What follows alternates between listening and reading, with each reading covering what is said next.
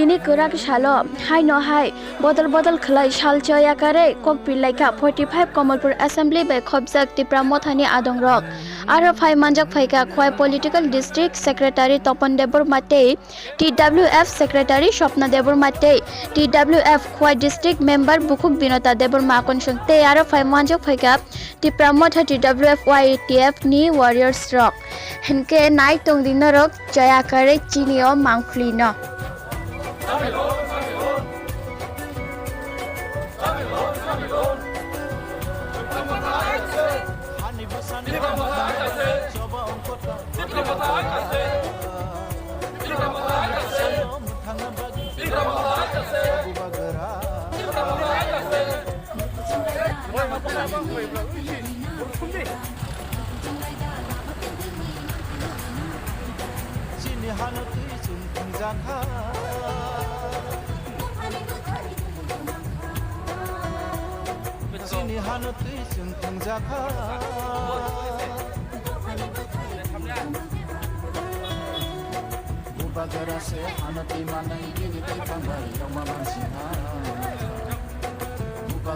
BJP দলের সাথে জোট করাটা অশুভ শক্তির সাথে জোট করায় এইটাই আমরা মনে করি। কারণ সেই বিজেপি দলটা হচ্ছে মানুষকে আজকে 5 বছরে ঘর থেকে বেরোতে কাউকে দিচ্ছিল না, আক্রমণ করেছিল, সন্ত্রাস করেছিল, পুলিশ তাদের রুখতেও পারেনি।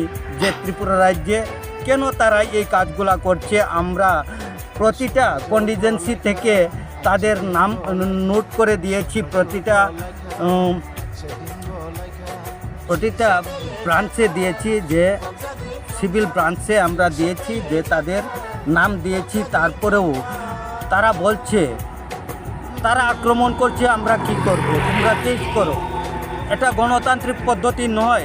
আপনাদের কাছে যে কথা আমি বলতে চাই, তাই আমি পদ পরিবর্তন করে আমি তৃণমূল কংগ্রেস ছেড়ে আজকে এই তিপ্রা মাথা দলে যোগ দিয়েছি। একটাই কারণ, যে এই তিপ্রা মাথা দলটাই ত্রিপুরা রাজ্যের পরিবর্তন করতে পারবে। তাই আমি কোনো কিছু না ভেবে, তাই গত 2 তারিখে আমি এই তৃণমূল কংগ্রেসে ছেড়ে জয়েন করেছি তিপ্রা মাথাতে। অনন্ত দেববর্মার হাত ধরে আমি তিপ্রা মাথাতে জয়েন করেছি। আমি পুরাদমে কাজ করছি যে কিভাবে তিপ্রা মাথাকে অগ্রসর করা যায়, এবং 2টা কন্টিজেন্সি কাজ করছি। বর্তমানে আমি ত্রিপুরা রাজ্যের যত জায়গাতে আমার সাথে লিঙ্ক আছে, সব জায়গাতে শক্তি বৃদ্ধি করার চেষ্টা করছি। ফোনের মাধ্যমে সবার সাথে যোগাযোগ করছি, এবং তারা ভেঙে আজকে তিপ্রা মাথাতে যোগ দেবে। আমি আশা রাখছি কয়েকদিনের মধ্যে সমস্ত তৃণমূল কংগ্রেসটা ভেঙে যাবে, ভেঙে একাকার হয়ে যাবে, এবং তিপ্রা মাথাতে শরিক হবে।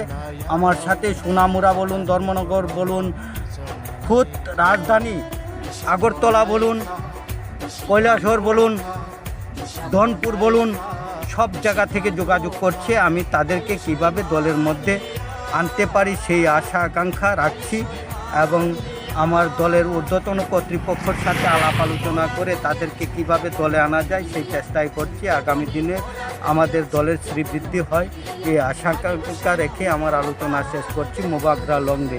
আপনার নাম? আমার নাম হাসান চৌধুরী।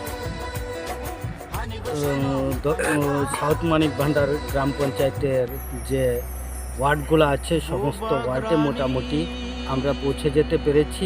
কিন্তু দেখা গেল সমস্ত পাবলিক মন খুলে কিছু বলতে পারছিল না। কিন্তু আজকে আমরা তিপ্রা মাথা দলের যে সৈনিকগুলাকে দেখে ওদের মন খুলে কিছু বলার চেষ্টা করেছে, এবং তারা অত্যন্ত খুশি হয়েছে। দল আমাদের আগামী দিন এগিয়ে যাবে। যে দলের বার্তা যে ভুলভাবে দিয়েছিল, সেই ভুলটা শুধরে গেছে। আস্তে আস্তে আমরা যখন প্রচারে গ্রামে গ্রামে যাব, তখন সময় পুরাটাই পরিবর্তন হয়ে যাবে। আমাদের 23-এর নির্বাচনে তিপ্রা মাথা দলটা আমরা মনে করি মানুষের মধ্যেই এই জায়গায় গিয়ে পৌঁছে গিয়েছে। 23-এর নির্বাচনে ত্রিপুরা রাজ্যে বা কমলপুর এবং সুরমার ক্ষেত্রে আমরা যা দেখছি, এখন এই 2 দল, এই তিপ্রা মাথা দলটাই সংখ্যাগরিষ্ঠতা অর্জন করবে, সেই জায়গায় পৌঁছে গেছে। বিজেপিতে যারা আছে আজকে তারাও চুপে চাপে বলছে আমরা বিজেপিতে নেই, এই দলে থেকেই বিজেপিকে উৎখাত করব, এটাই ওদের মূল মন্ত্র।